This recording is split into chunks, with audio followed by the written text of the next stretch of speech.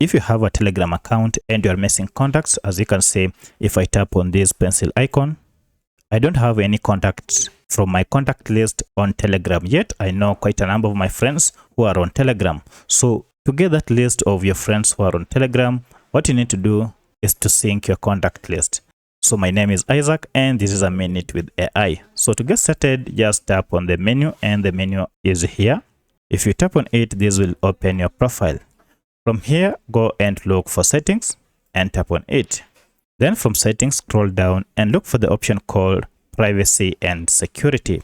Tap on it, then scroll down until you see an option to sync your contacts. And as you can see, under my contacts, the sync contact button is turned off. This is the reason why I don't have a contact list on my Telegram. So to sync the contacts, just go ahead and turn this on.